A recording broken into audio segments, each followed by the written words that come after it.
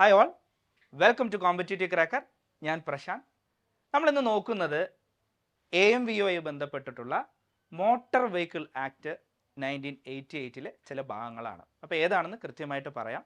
So അതിനു മുമ്പ് നിങ്ങൾ ഈ ചാനൽ ആദ്യമായിട്ടാണ് കാണുന്നത് എങ്കിൽ തീർച്ചയായിട്ടും സബ്സ്ക്രൈബ് ചെയ്യുക. ഇതേപോലുള്ള വീഡിയോകൾ ഇനി നമ്മൾ വരുന്നതാണ്. ഓക്കെ, സോ നമുക്ക് നോക്കാം.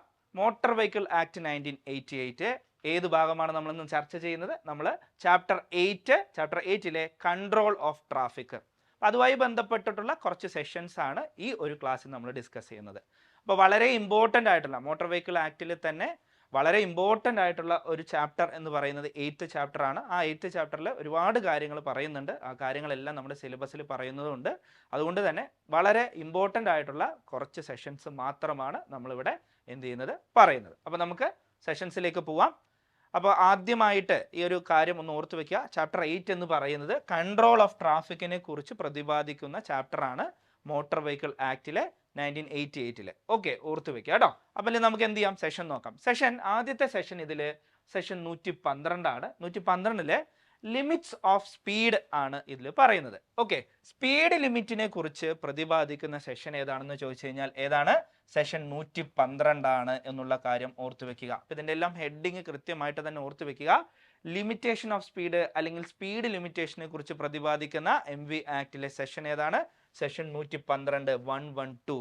ഓക്കെ, അപ്പോൾ ഇതിൽ എന്താണ് പറയുന്നത് എന്ന് ഒന്ന് ജസ്റ്റ് ഒന്ന് നോക്കാം. ഇതിൽ പറയുന്നത് ഇതാണ്: no person shall drive a motor vehicle or cause or allow a motor vehicle to be driven in any public place at a speed exceeding the maximum speed or below the minimum speed fixed for the vehicle under this act or by or under any other law for the time being in force. അപ്പോൾ പറയുന്നതാണ് no person shall drive.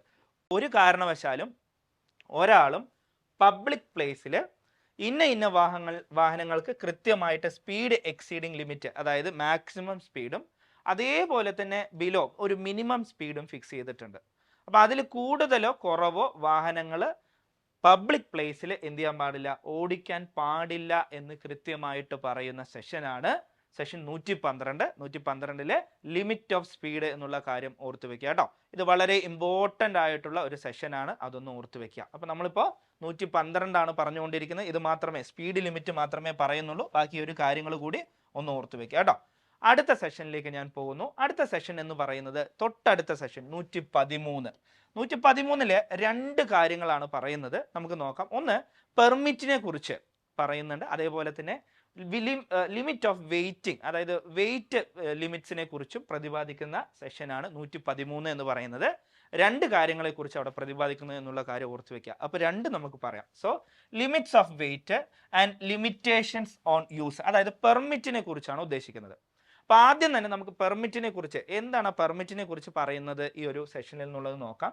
The state government may prescribe the conditions for the issue of permits. കൃത്യമായിട്ട് ഓർത്ത് വെച്ചോണേ, for the issue of permit. അപ്പോൾ issue of പെർമിറ്റിനെ കുറിച്ചും പ്രതിപാദിക്കുന്ന സെഷനാണ് 113 113 എന്നുള്ള കാര്യം ഓർത്ത് വെക്കുക.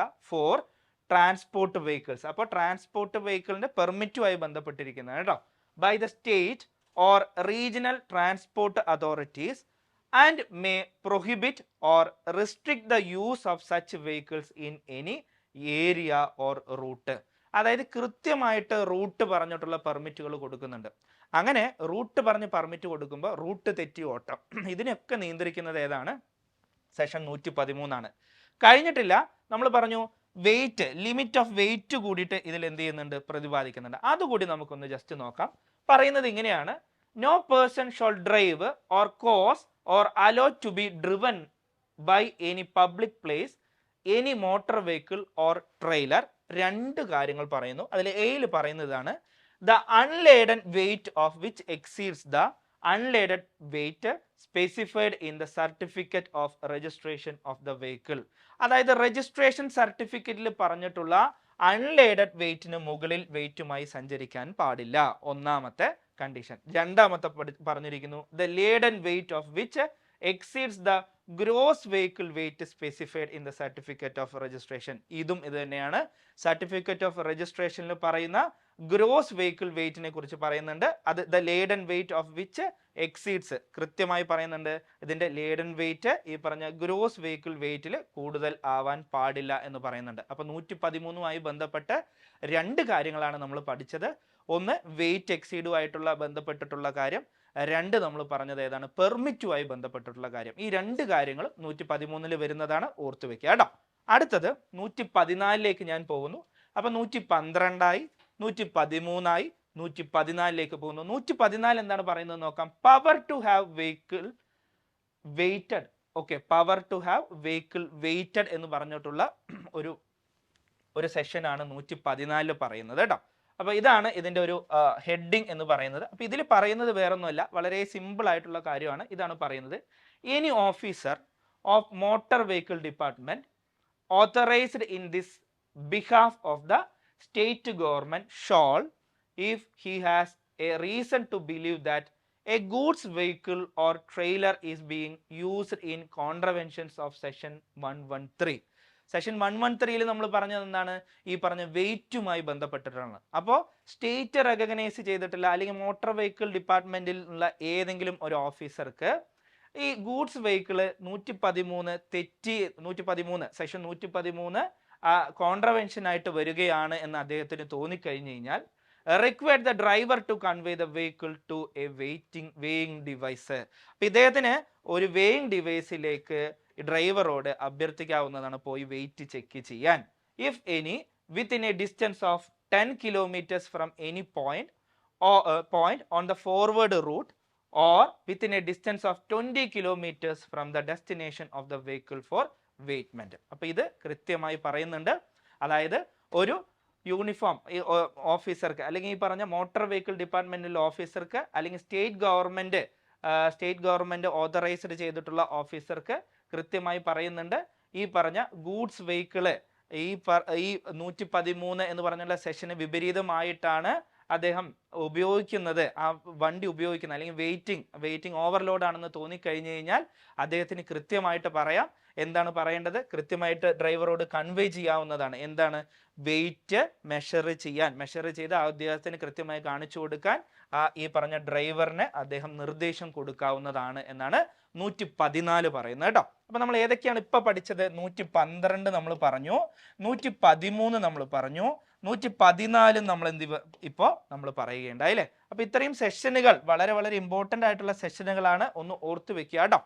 അപ്പൊ AMVയുടെ പഠന ഭാഗമായിട്ട് നിങ്ങൾക്ക് കൃത്യമായിട്ട് നിങ്ങളുടെ പഠനം ഏത് രീതിയിലാണ് നടക്കുന്നത്, നല്ല രീതിയിലാണോ നടക്കുന്നത് എന്നറിയാൻ വേണ്ടിയിട്ട് ഒരു free mock test all Kerala ഒരു ഫ്രീ മോക്ക് ടെസ്റ്റുമായിട്ട് കോമ്പറ്റീറ്റീവ് ക്രാക്കർ വരികയാണ്.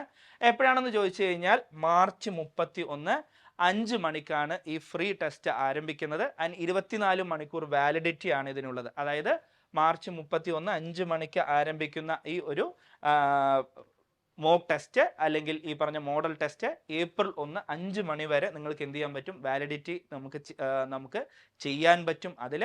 അപ്പോൾ അതുകൊണ്ട് തന്നെ ഈ ഒരു അവസരം ഫ്രീ ആയിട്ടുള്ളത് കൊണ്ട് തന്നെ ഈ ഒരു അവസരം നിങ്ങൾ തീർച്ചയായിട്ടും ഉപയോഗപ്പെടുത്തുക. അന്ന് ഇതേപോലെ തന്നെ ഓൾ കേരള ബേസ് ചെയ്തിട്ടുള്ള ഒരു റാങ്ക് ആണ് നമ്മൾ എന്ത് ചെയ്യുന്നത്, പബ്ലിഷ് ചെയ്യുന്നത് കേട്ടോ. അപ്പോൾ അതുകൂടി ഒന്ന് ഓർത്ത് വെക്കുക.